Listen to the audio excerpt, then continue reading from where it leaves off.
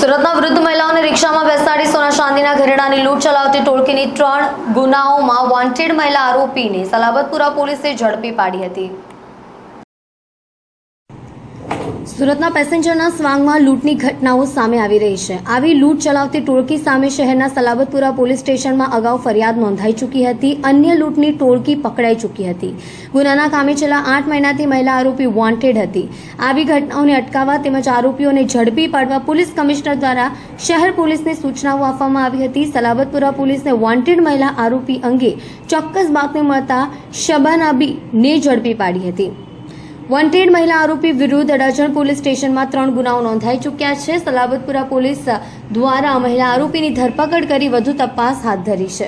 સુરત એસીબીએ કરી મોટી કાર્યવાહી। ઉત્તરાયણ પોલીસ સ્ટેશનના પીએસઆઈનો 10 લાખ કમાવાના પ્લાન એસીબીએ ફેલ કર્યો છે। 11 મહિના બાદ પીએસઆઈ પકડાયો છે। સુરતમાં 11 મહિના પહેલા ઉત્તરાયણ પોલીસ મથકના પીએસઆઈનો એસીબીએ 10 લાખ કમાવાનો પ્લાન નિષ્ફળ બનાવી દીધો હતો। ઉત્તરાયણ પોલીસ મથકના પીએસઆઈ ડી.કે. ચોસલા દ્વારા પોલીસ મથકમાં આવેલ જાણવાજોગ ફરિયાદની તપાસમાં ફરિયાદી ઉપર ગુનો ન દાખલ કરવા બાબતે 10 લાખ રૂપિયાની માંગણી કરી હતી। જે બાબતે ફરિયાદીએ એસીબી ઓફિસમાં ફરિયાદ કરતા વડોદરા એસીબીની ટીમે છટકું ગોઠવી પીએસઆઈના વચેટિયાની 10 લાખ રોકડા લેતા રંગે હાથ ધરપકડ કરવામાં આવી હતી।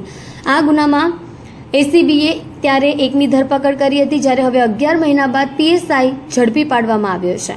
એસીબી પાસેથી મળતી માહિતી મુજબ સુરતના એક જાગૃત નાગરિકે ઉત્તરાયણ પોલીસ મથકમાં પીએસઆઈ દ્વારા 10 લાખ રૂપિયાની લાંચની માંગણી કરી હોવાની ફરિયાદ કરવામાં આવી હતી। જેમાં ફરિયાદ મુજબ ફરિયાદીના મિત્ર વિરુદ્ધ ઉત્તરાયણ પોલીસ સ્ટેશનમાં એક જાણવાજોગ અરજી થઈ હતી। જે અરજીના તપાસના કામે ફરિયાદીને ઉત્તરાયણ પોલીસના પીએસઆઈ ડી.કે. ચોસલા દ્વારા 12/9/2023ના રોજ પોલીસ સ્ટેશન બોલાવી દાખલ થયેલ જાણવાજોગ અંગેનું નિવેદન લેવડાવ્યું હતું। અરજીના સામે નિવેદન લીધા બાદ પીએસઆઈ દ્વારા પોતાની પાસે રહેલ એપલ આઈફોન 14 જમા લઈ લીધો હતો। ત્યારબાદ 19/9/2023ના રોજ ફરી પીએસઆઈ ચોસલાએ મળવા માટે ઉત્તરાયણ પોલીસ સ્ટેશન ખાતે મળવા માટે બોલાવ્યો હતો, ત્યારે 10 લાખ રૂપિયાની લાંચની માંગણી કરી હતી। ફરિયાદી એસીબીમાં ફરિયાદ કરતા વધુમાં જણાવ્યું હતું કે ઉત્તરાયણ પોલીસ મથકના પીએસઆઈ ચોસલાએ તારીખ 21/9/2023ના રોજ ફરી બોલાવીને જણાવ્યું હતું કે આ ગુનાનો તપાસમાં તેમજ બીજા કોઈ પણ ગુના દાખલ થવામાંથી બચવું હોય તો રૂપિયા 10 લાખ આપવા પડશે। ત્યારે પીએસઆઈ ડી.કે. ચોસલાએ લાંચના નાણાં આપવા ઈચ્છતા ન હોવાથી એસીબીમાં તેમણે ફરિયાદ કરી હતી। એસીબીમાં પીએસઆઈએ માંગેલી લાંચની ફરિયાદને આધારે વડોદરા એસીબીની ટીમે આજરોજ લાંચ સામે ષટકાનું આયોજન કર્યું હતું। આ ફરિયાદી 10 લાખ રૂપિયાને લઈને પણ આવ્યો હતો અને પીએસઆઈના નિલેશ ભરવાડ અને પિયુષ રોય નામના 2 વચેટિયા રૂપિયા લેવા માટે આવ્યા હતા। જેમાંથી નિલેશ ભરવાડની એસીબીની ટીમ ત્યાં હાજર હોવાની જાણ થઈ જતા તે ઘટના સ્થળ પરથી ભાગી છૂટ્યો હતો, જ્યારે અન્ય એક વચેટિયો પિયુષ રોય 10 લાખ રૂપિયાની લાંચ લેતા રંગે હાથ ઝડપાઈ ગયો હતો। એસીબીના આ ઝટકામાં તે સમયે પોલીસે પીએસઆઈના એક વચેટિયાને ઝડપી પાડ્યો હતો, જ્યારે ઝડપાયેલ પિયુષ રોય પાસેથી પીએસઆઈ દ્વારા લાંચના 10 લાખ રૂપિયા લેવાનું રેકોર્ડિંગ પણ મળી આવ્યું હતું। જેને આધારે એસીબીની ટીમ ઉત્તરાયણ પોલીસ મથકના પીએસઆઈની પણ ધરપકડ કરવાના ચક્રો ગતિમાન કર્યા હતા। 11 મહિને એસીબીએ પીએસઆઈ ચોસલાને ઝડપી પાડ્યો હતો।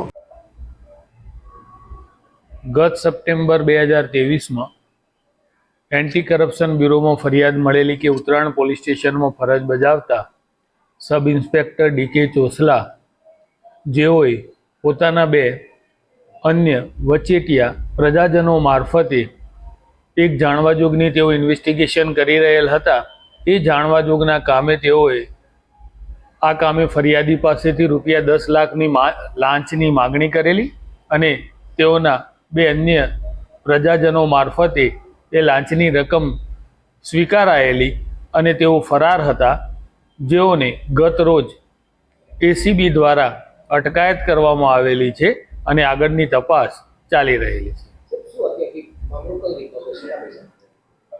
મામલો જાણવાજોગની એક તપાસ કરી રહેલ હતા અને તેઓએ ફરિયાદી પાસેથી તેઓ વિરુદ્ધ કોઈ અન્ય એક્શન નહીં લેવાના અવેજ પેટે રૂપિયા 10 લાખની માગણી કરી અને સ્વીકારેલા।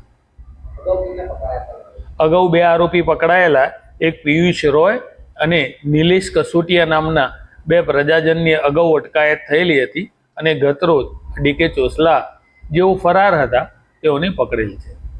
સર, આપણે જે આરોપી છે એના કેટલા પગાર ધોરણના પગાર ધોરણ છે અને હવે કઈ રીતે તપાસ કરાશે? હાલનો એમનો 54,000 રૂપિયા પગાર છે અને આગળ જે પુરાવાઓ મળશે એ પુરાવાઓ આધારિત એસીબીની જે સ્ટાન્ડર્ડ ઓપરેટિંગ પ્રોસિજર છે એ મુજબ આગળ ઇન્વેસ્ટિગેશન કરવામાં આવશે. મિલકત સંબંધી તપાસ કરાશે? હા, એ બી જો કોઈ એવા પુરાવા પડશે તો એ પણ તપાસ થશે. સુરતની અઠવા પોલીસ સ્ટેશનમાં છેતરપિંડીના ગુનામાં ફરાર થયેલા આરોપી અજીતસિંહને ઉત્તર પ્રદેશથી અઠવા પોલીસે ઝડપી પાડ્યો હતો. સુરતમાં આરોપીએ પોતાની માલિકીનો પ્લોટ ન હોવા છતાં ખોટા દસ્તાવેજ બનાવી વેચી દીધો હોવાની ફરિયાદ અઠવા પોલીસ સ્ટેશનમાં નોંધાઈ હતી. આરોપી અજીતસિંહે મૂળ માલિકની જેમ દેખાતો વ્યક્તિને સબ રજિસ્ટ્રારની કચેરીમાં મોકલી ખોટા દસ્તાવેજ કરાવ્યા હતા. આ મામલે મૂળ માલિકે તપાસ કરાવડાવતા ખોટા દસ્તાવેજ બનાવી પ્લોટ વેચવામાં આવ્યો હોવાનું સામે આવ્યું હતું. આ મામલે ફરિયાદે અઠવા પોલીસ સ્ટેશનમાં આરોપી વિરુદ્ધ ફરિયાદ નોંધાવી હતી. આ ગુનામાં આરોપી પોલીસ પકડથી બચવા 6 મહિનાથી ભાગતો ફરતો હતો. આખરે અઠવા પોલીસે બાતમીને આધારે આરોપીને યુપીથી પકડી પાડ્યો હતો.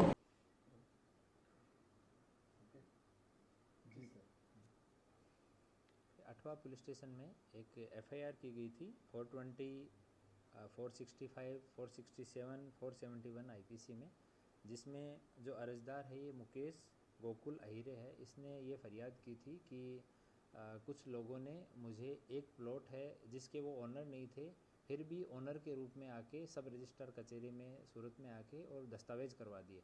बाद में जब तपास की गई तो ये पालीगाम सचिन की ज़मीन है, एक प्लॉट है. उस प्लॉट का एक्चुअल जो ओनर है वो सोपन कुमार है और बाद में सोपन कुमार ने आगे एक लालचंद को ये ज़मीन बेच दी और लालचंद ने भी आगे एक प्रकाश नाम के व्यक्ति को बेच दी. तो ये जो आरोपी है इस केस में, उस आरोपी ने एक आदमी को खड़ा किया और उसको सोपन कुमार के रूप में सब रजिस्ट्रार की कचहरी में हाजिर किया और इस बेस पे ये मुकेश गोकुल अहिरे जो हमारे फरियादी हैं इसके नाम पे इस प्लॉट के दस्तावेज करवा दिए गए. बाद में ये मुकेश ने जब वेरीफाई किया तो पता लगा कि ये सारा कुछ जो है वो फेक तरीके से किया गया है. तो तपास किया गया तो 2,90,000 रुपये मुकेश से इन लोगों ने रिसीव कर लिए और मेन जो आरोपी है वो अजीत चंद्रपाल सिंह है. ये मूल रूप से प्रतापगढ़ यूपी का रहने वाला है और यहाँ पे घोड़ादरा में रहता है.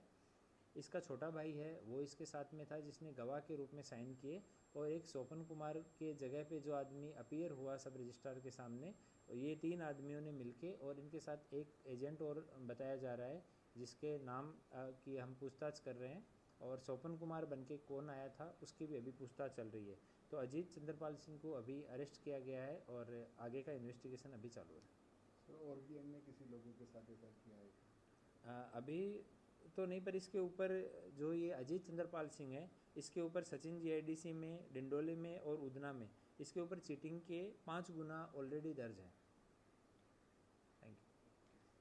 સુરત ટેક્સટાઇલ માર્કેટમાં અલગ અલગ 13 વેપારીઓ પાસેથી 21 લાખ રૂપિયાનું ડ્રેસ મટીરિયલ્સ ખરીદી પેમેન્ટ નહીં કરી છેતરપિંડી કરી 5 વર્ષોથી નાસ્તા ફરતા 2 આરોપીઓને ક્રાઇમ બ્રાન્ચે ઝડપી પાડ્યા છે.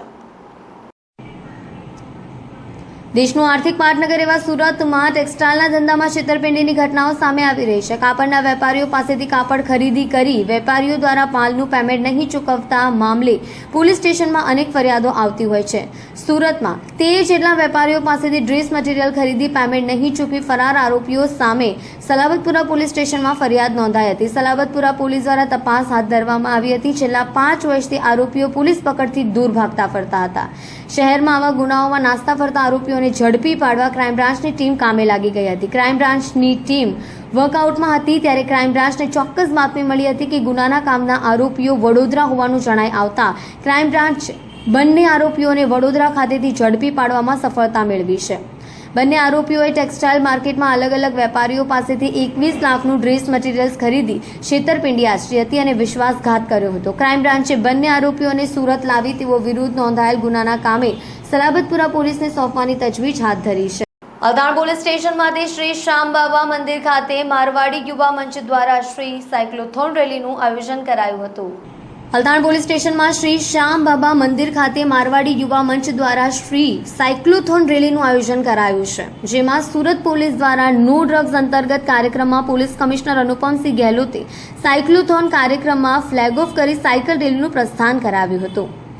500 જેટલા સાયકલ સ્પર્ધકો તથા અલથાણ પોલીસ સ્ટેશન સ્ટાફે ભાગ લીધો હતો, જે cyclothon route Althan police station વિસ્તારમાં શ્રી શ્યામબાબા મંદિર ખાતેથી ન્યૂ સેટેલાઇટ રોડથી અનુવ્રત દ્વારથી વેસુ પોલીસ સ્ટેશન વિસ્તારમાં ઉધના મગદલા રોડથી સોમેશ્વર સર્કલથી વાય જંકશનથી ઉમરા પોલીસ સ્ટેશન વિસ્તારમાં એસકે નગરથી યુટર્ન થઈ વાય જંકશનથી સોમેશ્વર સર્કલથી અનુવ્રત દ્વાર શ્રી શ્યામબાબા મંદિર સુધી રાખવામાં આવી હતી, જેમાં પોલીસ કમિશનર દ્વારા યુવાનોને ડ્રગ્સની બદીથી દૂર રહેવા તેમજ શારીરિક સ્વાસ્થ્ય સારું રાખવાના સૂચન આપવામાં આવ્યા હતા. ઓરોન ઇન્ડિયાની લિસ્ટમાં આમ તો ઇન્ડિયાના ટોપ 10માં દેશના ટોચના ધનિકોનો સામેલ થાય છે, પરંતુ સુરતના ટોપ 10 ઉદ્યોગપતિઓનું લિસ્ટમાં ડોક્ટર ફારૂક પટેલ 9700 કરોડની સંપત્તિ સાથે સુરતના બીજા ક્રમે સ્થાન પામનારા અરબપતિ બિઝનેસમેન બની ચૂક્યા છે.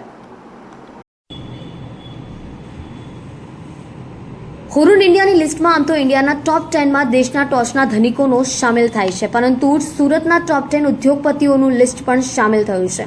તેમાં એક તરવરતું નામ આશ્ચર્યચકિત કરી ગયું અને તે છે સોલાર કિંગ તરીકે જાણીતા બનેલા કેપી ગ્રુપના ડોક્ટર ફારૂક પટેલનું. એક બસ કંડક્ટરના દીકરાએ વર્ષ 1994માં રૂપિયા 1 લાખની મૂડી સાથે કેપી ગ્રુપના નામથી શરૂ કરેલી બિઝનેસ સફર તેના અથાગ પરિશ્રમ, ઇનોવેશન, મેનેજમેન્ટ થકી તેના સુરતના ટોપ 5માં સ્થાન અપાવી ગઈ છે. ડોક્ટર ફારૂક પટેલ 9700 કરોડની સંપત્તિ સાથે સુરતના બીજા ક્રમે સ્થાન પામનારા અરબપતિ બિઝનેસમેન બની ચૂક્યા છે. સુરતમાં કુલ 28 અબજપતિ છે. ટોપ 10ની વાત કરીએ તો તેમાં એથર ઇન્ડસ્ટ્રીઝના અશ્વિન દેસાઈ પાસે સૌથી વધુ 10,700 કરોડ રૂપિયાની સંપત્તિ છે. ત્યારબાદ doctor Farooq Patel KP group 9,700 કરોડની સંપત્તિ સાથે સુરતના બીજા ક્રમના અરબપતિ બિઝનેસમેન બની ગયા છે. તેમની company KPI green energy, KP energy અને કેપી ગ્રીન એન્જિનિયરિંગ પણ શેર બજારમાં સારું એવું પ્રદર્શન કરી રહી છે.